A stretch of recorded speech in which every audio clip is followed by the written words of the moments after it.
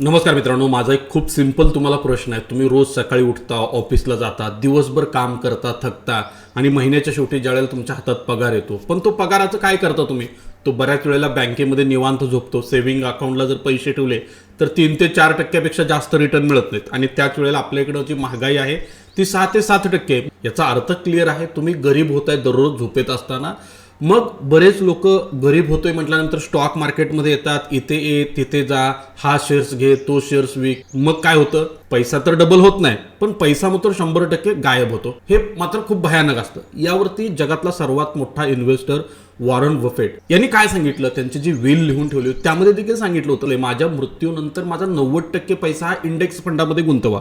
मग मित्रांनो, Warren Buffett सारखा इतका मोठा व्यक्ती जर सांगत असेल, स्वतः स्टॉक स्पीक करत नसेल आणि तो जर म्हणत असेल इंडेक्स फंडामध्ये पैसे लावा, तर मित्रांनो आजच्या व्हिडिओमध्ये तुम्हाला हे इंडेक्स फंड काय असतात याची A to Z डिटेलमध्ये माहिती सांगणार आहे. काय असतं, कसं काम करतं, त्यामध्ये किती परतावा मिळू शकतो, आपल्याला जर यामध्ये SIP सुरू करायची असेल तर कोणता फंड निवडला पाहिजे, ह्या सगळ्या गोष्टी आज मी तुम्हाला ह्या व्हिडिओमध्ये सांगणार आहे आणि ज्यामुळे तुमच्या इन्व्हेस्टमेंटची विचारसरणी पूर्णपणे बदलून जाणार आहे. आधी एक गोष्ट समजून घेऊया, इंडेक्स फंड म्हणजे काय. समजा एखादं गाव आहे, एखादं शहर आहे, त्या ठिकाणी 50 टॉप दुकानं आहेत. त्या दुकानामध्ये तुम्हाला इन्व्हेस्टमेंट करायची आहे. काय इन्व्हेस्टमेंट करायची आहे? समजा एखादं दुकान बुडलं तर 49 दुकानं तरी कमीत कमी सुरक्षित राहावीत. हेच डायव्हर्सिफिकेशन आहे. आणि स्टॉक मार्केटमध्ये निफ्टी 50 म्हणजेच भारतातल्या टॉप 50 कंपन्यांची एक सूची असते, ज्यामध्ये Reliance, TCS, HDFC bank, Infosys सारख्या मोठ्या कंपन्या असतात. आणि इंडेक्स फंड हा असा फंड असतो जो निफ्टी 50 इंडेक्सला डायरेक्ट कॉपी करतो. म्हणजे जेव्हा निफ्टी वाढतो तेव्हा तुमचा फंड देखील वाढेल, जेव्हा निफ्टी घसरेल तेव्हा तुमचा फंड देखील काय होईल? ऑटोमॅटिक घसरेल. या ठिकाणी सर्वात महत्त्वाचा फरक काय माहिती आहे का?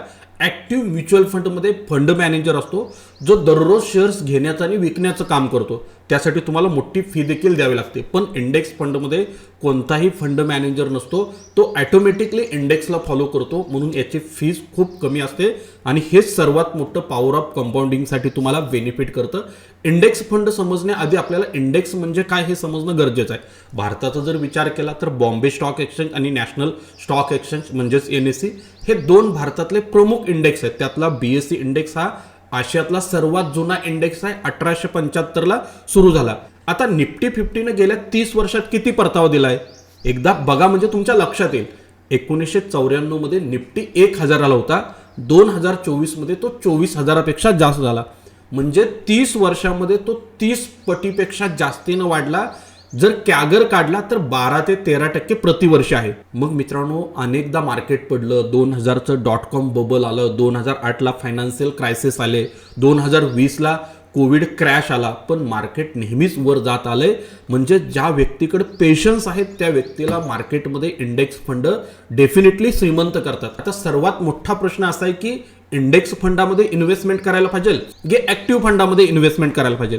ऍक्टिव्ह फंड मॅनेजर म्हणतो मी मार्केटपेक्षा जास्त परतावा देईल, पण डेटा काय सांगतोय माहित आहे का मित्रांनो? भारतामध्ये जे वेगवेगळे रिपोर्ट आहेत या संदर्भाचे, पाठीमागच्या 10 वर्षाचा जर डेटा काढला तर 86% ऍक्टिव्ह लार्ज कॅप फंडनं निफ्टी 50 इंडेक्सपेक्षा कमी परतावा दिलाय. ऍक्टिव्ह फंड मॅनेजरचा एक्सपोजर रेशो हा 1 ते 1.5% असतो आणि इंडेक्स फंडचा एक्सपोजर रेशो 0.1 ते 0.2% असतो. मग आता सर्वात महत्त्वाचा प्रश्न आहे, इंडेक्स फंडामध्ये गुंतवणूक कशी करायची? म्हणजेच SIP म्हणजे काय? Systematic investment plan. म्हणजे दरमहा ठरवलेली रक्कम काय करायची त्या ठिकाणी गुंतवत राहायचं आहे. जसं की तुम्ही EMI भरता. फरक इतकाच आहे की EMI बँकेला श्रीमंत करतो, SIP तुम्हाला श्रीमंत करते. SIPचा सर्वात मोठा फायदा रुपी कॉस्ट ॲव्हरेजिंग आहे. मार्केट वर असेल तर कमी युनिट्स मिळतात, मार्केट खाली आलं तर जास्त युनिट मिळतात, ॲव्हरेज खर्च कमी होतो आणि मार्केटच्या टायमिंग करायची तुम्हाला गरज पडत नाही.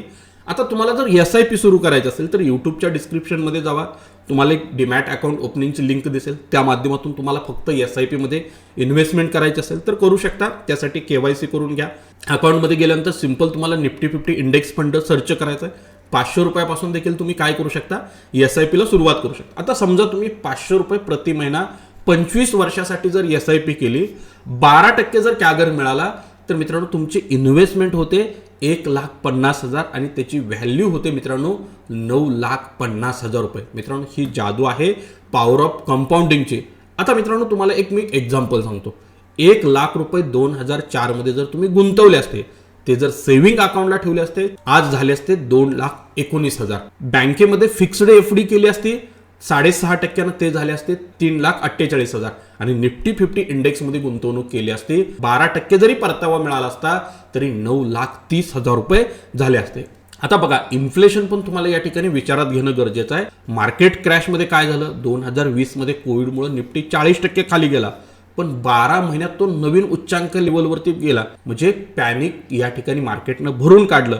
ज्यांनी SIP सुरू ठेवली ते डेफिनेटली काय झाले, त्या ठिकाणी जिंकलेले दिसून येते. आता मित्रांनो, प्रॅक्टिकल क्वेश्चन आहे, कोणते इंडेक्स फंड बेस्ट आहेत? निफ्टी 50 इंडेक्स फंड जो आहे तो सगळ्यात सेफ आहे. तुम्हाला थोडं ॲग्रेसिव्ह इन्व्हेस्टमेंट करायचं असेल, ग्रोथ पोटेन्शियल हवी असेल तर नेक्स्ट निफ्टी 50 मध्ये जावा. तुम्हाला मॅक्झिमम मार्केटचं डायव्हर्सिफिकेशन करायचं असेल तर निफ्टी 500 मध्ये जावा. या ठिकाणी एक्सपेन्सेस रेशो जो आहे ना तो खूप कमी असतो.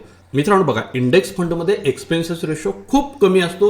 असेट अंडर मॅनेजमेंट खूप मोठं असावं आणि विशेषतः रेप्युटेड AMC जे आहेत ना त्यामध्ये तुम्ही इन्व्हेस्टमेंट करा.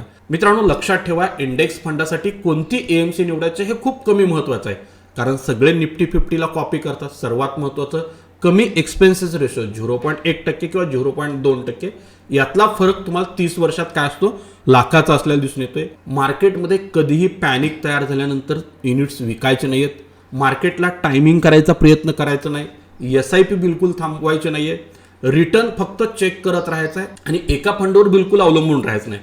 तुम्ही निफ्टी 50 बरोबर इंटरनॅशनल इंडेक्स फंड, डेट फंडाचा जर बॅलन्स ठेवला तर तुम्हाला त्याचा अजून काय होऊ शकतो, चांगला रिझल्ट मिळू शकतो. मग मित्रांनो, आता तुम्हाला काय करायचं आहे, आत्ताच यूट्यूबच्या डिस्क्रिप्शनमध्ये जायचं आहे, अकाउंट ओपनिंगची लिंक दिली आहे, अकाउंट ओपन करा, इंडेक्स फंड निवडा, त्यामध्ये फक्त 500 रुपयांनी SIP सुरू करा. पुढलं 3 वर्ष बिलकुल पोर्टफोलिओ बघू नका. दरवर्षी त्यामध्ये 10% स्टेपअप वाढ करा. सर्वात श्रीमंत लोक स्टॉक स्पीक करत नाहीत, ते कन्सिस्टन्सी इन्व्हेस्टमेंट करतात. मार्केटच्या चढउताराकडे दुर्लक्ष करतात, टायमाला कंपाऊंड करू देतात. हेच त्यांचं रहस्य असतं. वॉरन बफेटनं देखील हेच आपल्याला सांगितलेलं हे पहिल्यांदा लक्षात घ्या. त्यामुळे तुमचं भविष्य तुमच्या हातात आहे. इंडेक्स फंड हा सर्वात सोपा, सर्वात स्वस्त आणि सर्वात प्रभावशाली मार्ग आहे श्रीमंत होण्याचा. त्यामुळे आजच सुरुवात करा. जर हा व्हिडिओ उपयुक्त वाटला असेल तर लाईक आणि शेअर करा. त्याचबरोबर आपल्या यूट्यूब चॅनलला सबस्क्राईब केलं नसेल तर पहिल्यांदा सबस्क्राईब करा. कमेंट्समध्ये सांगा तुम्ही आज इंडेक्स फंडामध्ये SIP सुरू करणार का? येस म्हणून लिहा आणि पुढच्या व्हिडिओमध्ये लवकरच भेटू. धन्यवाद. Investments in securities market are subject to market risks. Read all the related documents carefully before investing.